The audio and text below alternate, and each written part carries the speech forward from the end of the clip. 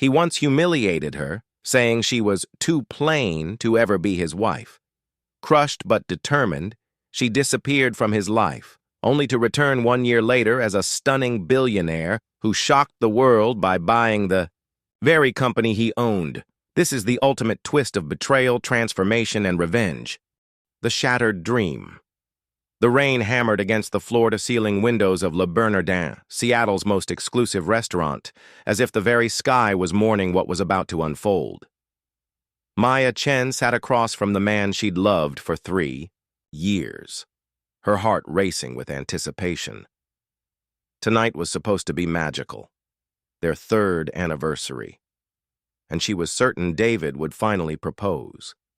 She'd spent hours getting ready, choosing the emerald green dress he'd complimented once, styling her long black hair the way he preferred it, and even splurging on the designer heels that made her feet ache but gave her confidence. Maya wasn't naturally glamorous like the socialites in David's corporate circle, but she tried.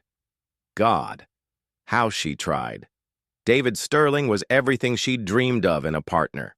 Tall, devastatingly handsome with his golden hair and piercing blue eyes, he was the youngest VP at Sterling Dynamics, the tech empire his father had built from nothing.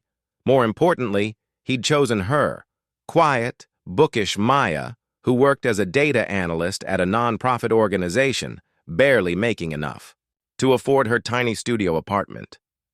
But tonight, something felt different. David kept checking his Rolex, his jaw tense, avoiding her gaze. The romantic atmosphere she'd imagined felt more like a funeral parlor. "David, you seem distracted," Maya ventured, reaching across the white linen tablecloth to touch his hand. He pulled away as if her fingers were made of fire. "Maya, we need to talk." His voice was colder than the Seattle winter outside. Her stomach dropped. Those 4 words, the relationship death sentence. What's wrong? Did something happen at work? David finally looked at her, and what she saw in his eyes made her blood freeze. There was no love there, no warmth, just a calculating coldness that belonged to a stranger. This isn't working anymore. He leaned back in his chair, straightening his tie with the same methodical precision he used in board meetings. "I've been thinking about our future, and frankly, there isn't one." Maya felt the world tilt on its axis. "I don't understand. Just last week you said you loved me. We were planning to move in together." "I've reconsidered." David's tone was matter-of-fact, as if he were discussing quarterly earnings rather than destroying her heart. "Look around you, Maya. Really look." Against her better judgment, she did. The restaurant was filled with Seattle's elite, tech moguls with their perfectly polished wives, old money families whose jewelry cost more than Maya's annual salary, power couples who looked like they'd stepped out of a magazine spread. "I'm going to be CEO of Sterling Dynamics within 2 years, David continued, his voice gaining momentum like a locomotive headed for destruction. "When that happens, I'll need a wife who can match that status, someone who commands respect when she walks into a room, someone who looks the part." Maya's throat constricted. "What are you saying?" David leaned forward, and she could smell his expensive cologne mixed with something that smelled like betrayal. "I'm saying you're a sweet girl, Maya, but you're just too plain to be the wife of a tech CEO." The word hit her like a physical blow. Plain. She'd heard it whispered behind her back at corporate parties, seen it in the pitying glances of David's colleagues' wives, but hearing it from the man she loved was devastating.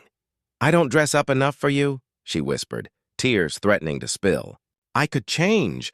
I could—" "It's not just about clothes," David interrupted, his voice growing crueler with each word. "It's about breeding, about natural elegance, about commanding presence. Some women have it, some don't. You're beautiful. In your own way, but you're not sophisticated enough for the world I'm entering." Maya felt something shatter inside her chest. Not just her heart, but her entire sense of self. The woman she'd molded herself into, trying so desperately to fit into his world, crumbled like paper in the rain. 3 years. she managed to choke out. 3 years of my life. And I'm grateful for them, David said, and somehow his attempt at kindness felt more insulting than his cruelty. You helped me become the man I am today. But that man needs someone different. Through her tears, Maya noticed a woman at a nearby table. Tall, blonde, wearing a dress that probably cost more than Maya's monthly rent. The woman was staring at their table with barely concealed interest, and when David followed Maya's gaze, a slight smile played at the corners of his mouth. The truth hit her like a sledgehammer. You're already seeing someone else, aren't you? David's silence was answer enough. Maya stood up so abruptly that her chair scraped against the marble floor, drawing stares from nearby diners. Her hands shook as she removed the promise ring he'd given her. Not an engagement ring, she realized now, because he'd never intended to marry her. She placed it gently on the table next to his untouched wine glass. You're right about one thing, David. I am too good for you. As she walked through the restaurant on unsteady legs, she heard him call after her, but his voice sounded distant, like an echo from another life. The other diners watched her leave with the same morbid fascination people reserve for car accidents. Outside, the Seattle rain soaked through her carefully chosen outfit within seconds, but Maya barely felt it. She was numb, hollowed out, a ghost, wandering through the city streets. The woman who had entered that restaurant full of hope and love was gone, replaced by something else entirely. She didn't know it yet. But this was not an ending. This was the beginning of the most extraordinary transformation the business world had ever seen. The Phoenix Rise's 2 months had passed since that devastating night at Le Bernardin, and Maya Chen had become a ghost of herself. Her tiny studio apartment had become a prison of takeout containers and unwashed clothes. She'd called in sick so many times that her nonprofit job was hanging by a thread, but she couldn't bring herself to care. The woman who once dreamed of changing the world through data analysis now couldn't even analyze her own broken life. It was on a gray Tuesday morning. As she sat on her bathroom floor in pajamas she hadn't changed in 3 days, that her phone rang with an unknown international number. Maya almost didn't answer. She'd been avoiding calls from concerned friends and her worried mother for weeks. Maya Chen?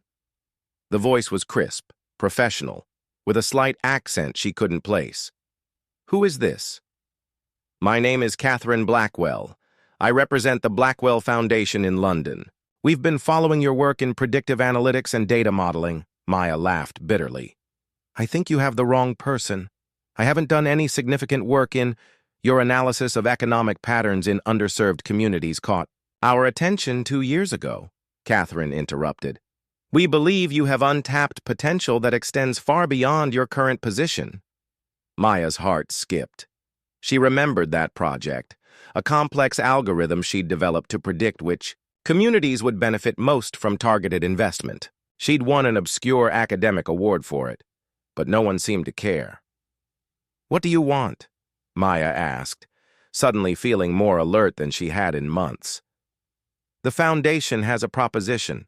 We're launching a new venture capital firm focused on ethical technology investments.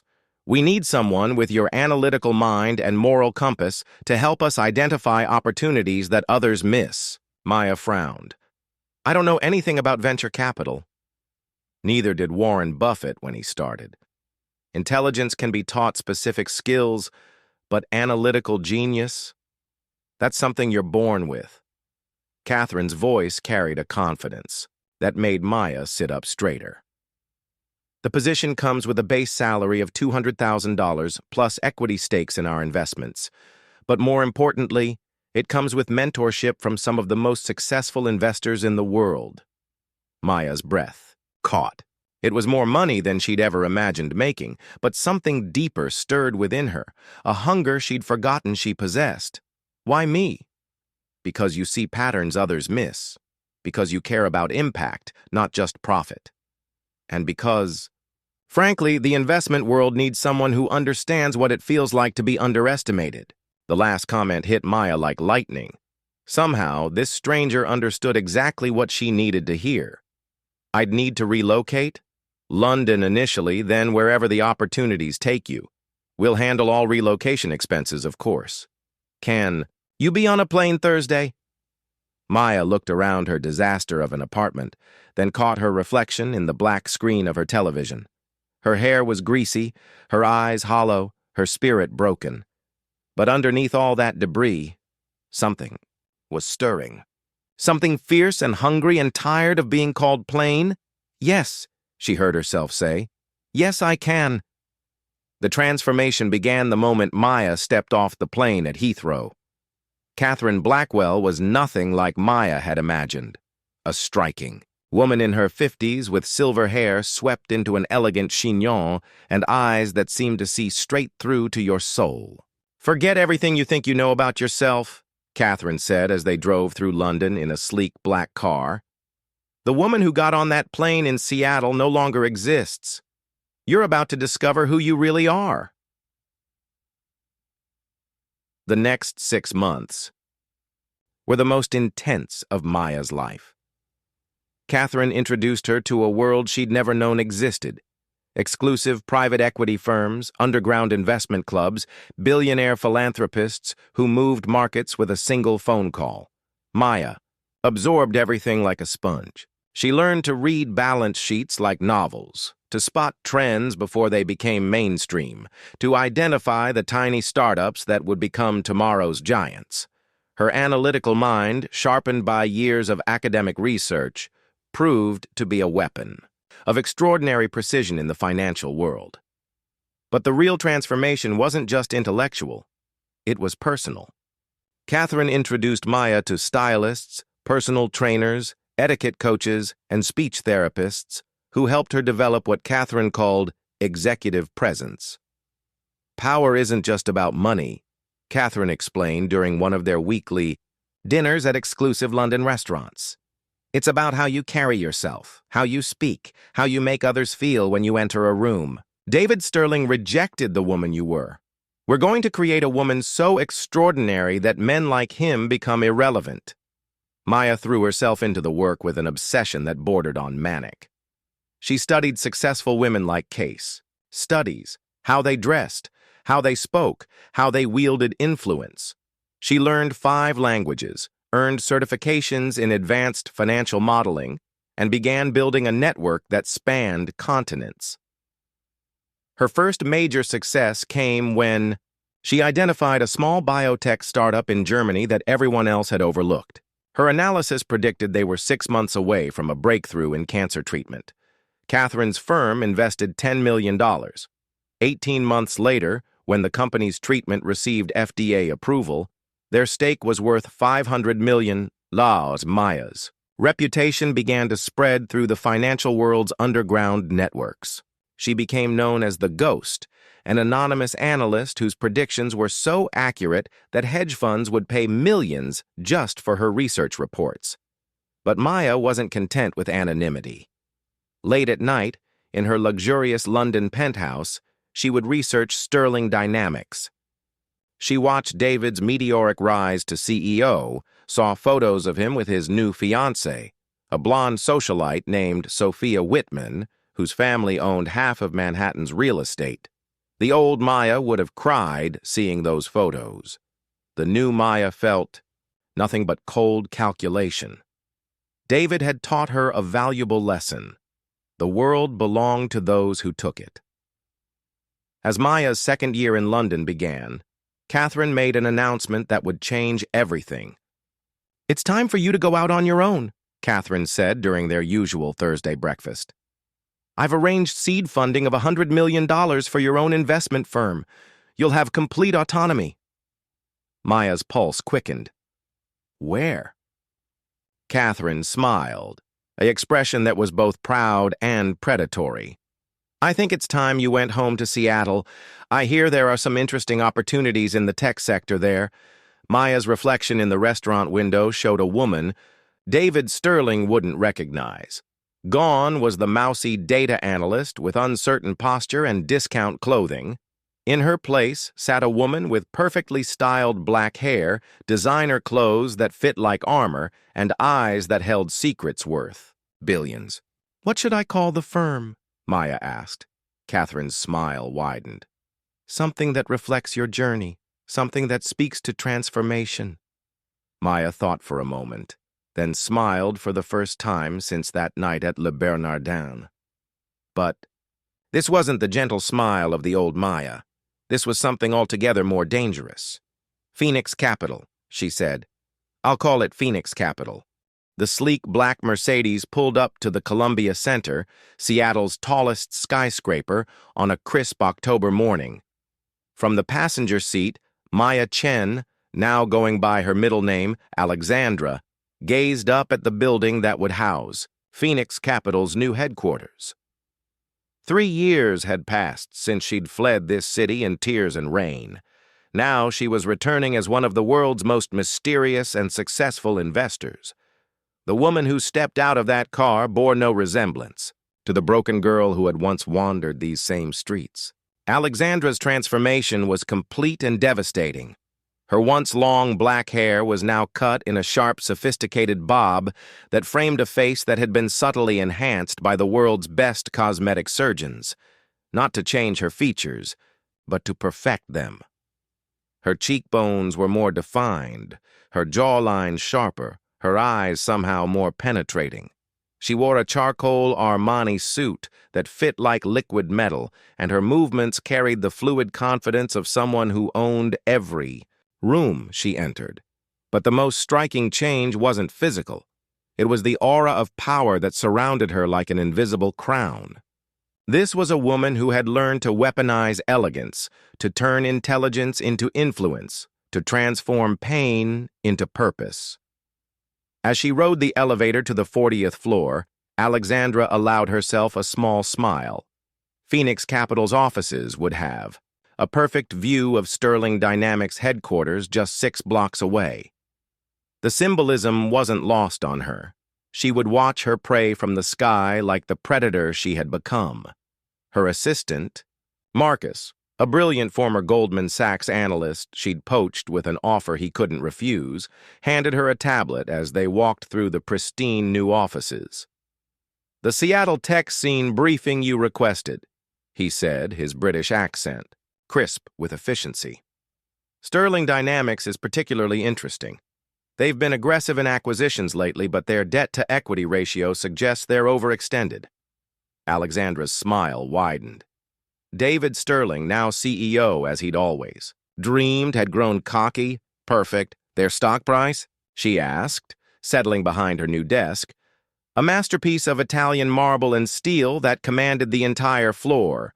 $127 per share, but our analysis suggests it's artificially inflated. They're hemorrhaging money on 3 failed acquisitions from the past 2 years. The board is getting nervous, especially with their IPO anniversary coming up." Alexandra opened the file and found herself looking at a recent photo of David from a tech conference. He was still handsome, still carried that arrogant smile, but there were lines around his eyes now, a tightness to his jaw that spoke of stress. Next to him stood his wife, Sophia. They'd married 18 months ago in what Seattle Magazine had called the wedding of the century. Sophia was everything Maya had never been: tall, blonde, born into wealth, with the kind of effortless beauty that came from generations of good breeding and better plastic surgery. She was exactly the kind of statement wife David had said he needed. "Tell me about their vulnerabilities," Alexandra said, closing the file. Marcus pulled up a holographic display from his tablet, one of Phoenix Capital's technological innovations that made other firms' presentations look primitive. "3 major weak points," he began. "First, their Cloud Vault division is bleeding money. They acquired it for $2.3 billion, but it's losing customers to more innovative competitors. Second, their chief technology officer, James Morrison, is rumored to be considering offers from other companies. If he leaves, their entire AI division crumbles. Third, And most interesting, there are whispers about marital problems between David Sterling and his wife. Alexandra's eyebrows rose slightly. Elaborate. Sophia Sterling has been seen frequently with Vincent Carrera, the oil heir. Very friendly dinners, very private locations. If there's a divorce, it could trigger a clause in Sterling's CEO contract that requires board review of his position during any personal instability that might affect the company. Alexandra leaned back in her chair, her mind already calculating possibilities. David had married Sophia for her status and connections, just as he'd discarded Maya for being too plain. But status marriages built on calculation rather than love were inherently unstable. How poetic that his weapon of choice might become his downfall. "I want everything," she said quietly. "Financial records, board meeting minutes, employee satisfaction, surveys, customer retention data. I want to know Sterling Dynamics better than David Sterling knows it himself." Over the following weeks, Alexandra orchestrated a campaign of financial warfare that was so subtle, so sophisticated, that her targets never saw it coming. She began by quietly acquiring shares of Sterling Dynamics through a maze of shell companies and offshore accounts. Not enough to trigger disclosure requirements, but enough to have a voice. Simultaneously, she began targeting their weaknesses with surgical precision. She convinced James Morrison to join Phoenix Capital's advisory board with an offer that tripled his salary. Within days of the announcement, Sterling Dynamics stock dropped 8 points as investors worried about their technology leadership. But Alexandra's masterstroke was her approach to CloudVault's bleeding customer base. Instead of directly competing, she created a new company, Nexus Solutions, that offered everything CloudVault did, but with revolutionary AI integration that made their services look prehistoric. Within months, Nexus had poached 30% of CloudVault's major clients. The beauty was that no one connected Nexus Solutions to Phoenix Capital. On paper, it was just another startup that had gotten lucky. In reality, it was Alexandra's perfectly crafted weapon designed to gut Sterling Dynamics from within. David Sterling was beginning to panic, though he hid it well.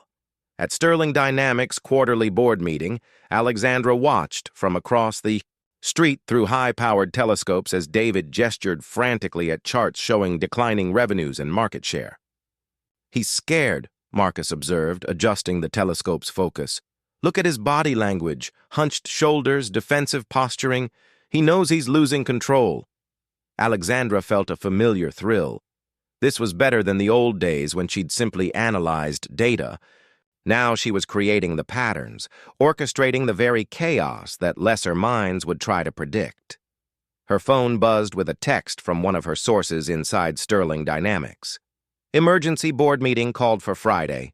Word is they're discussing CEO performance review. Perfect timing." Alexandra had been building toward this moment for months, weakening David's position piece by piece. But she wasn't ready to reveal herself yet. That pleasure would come later, when David was at his most vulnerable. Instead, she decided to attend the Seattle Tech Innovation Gala that weekend. The same annual event where she'd once accompanied David as his forgettable +1.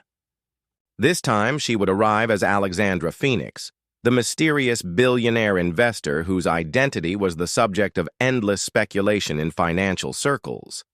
She chose her outfit with the same strategic precision she applied to hostile takeovers. A midnight blue Valentino gown that cost more than most people's cars, paired with sapphire jewelry that had once belonged to European royalty. Her hair was styled in an elegant updo that showcased the graceful line of her neck, and her makeup was applied with such skill that she looked like she'd stepped out of a Renaissance painting. The Fairmont Olympic Hotel's grand ballroom was filled with Seattle's tech elite when Alexandra arrived. Conversation stopped as she glided through the room, her presence commanding attention without her saying a word. She was no longer the invisible girlfriend lurking in the background. She was the sun around which lesser planets orbited, and there, across the room, stood David Sterling. He was holding court near the bar, regaling a group of investors with some story that had them laughing on cue. Sophia hung on his arm like an expensive accessory, beautiful but brittle, her smile never reaching her eyes. They looked like the perfect power couple, but Alexandra could see the cracks that others missed. The way Sophia's gaze wandered when she thought no one was looking, the tension in David's jaw, the forced nature of their public displays of affection. Alexandra accepted a glass of champagne from a passing waiter and began to circulate, letting her reputation precede her.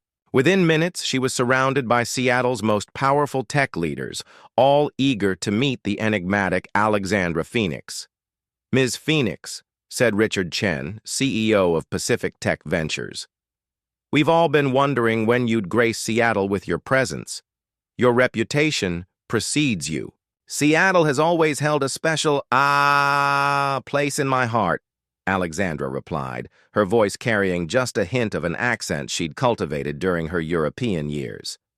"I'm particularly interested in companies that are, shall we say, ripe for transformation." The comment sent ripples through the group. In the investment world, ripe for transformation was code for vulnerable to takeover.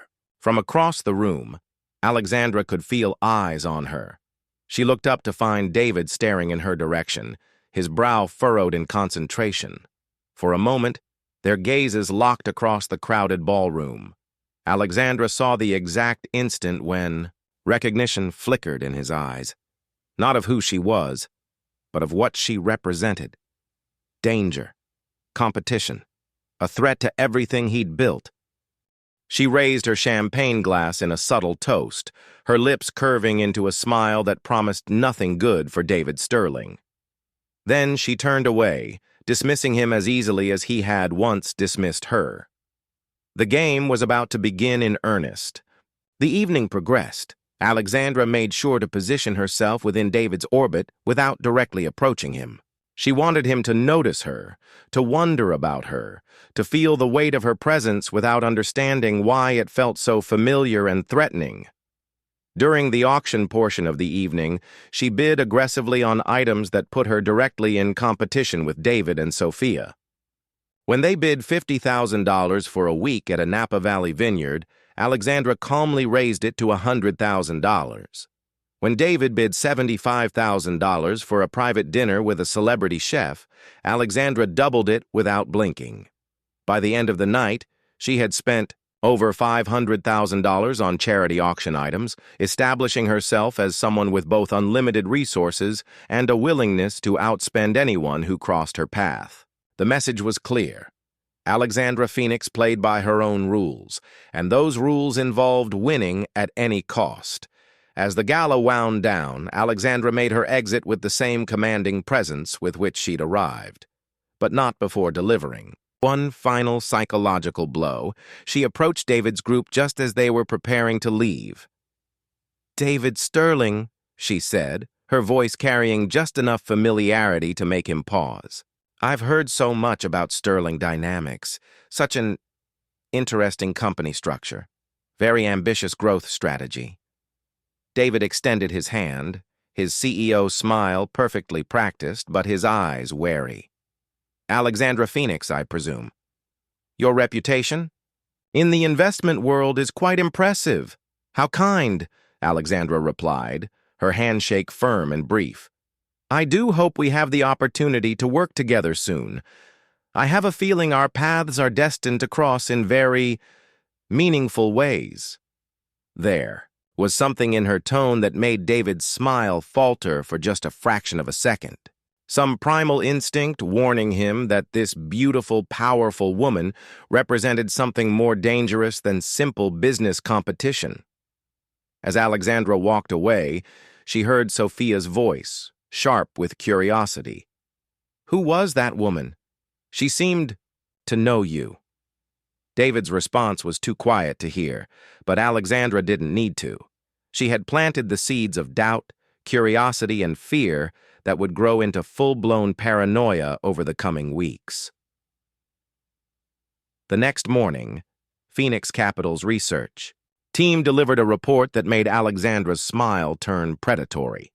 Sterling Dynamics stock had dropped another 12 points overnight, triggered by rumors that major investors were questioning the company's long-term viability.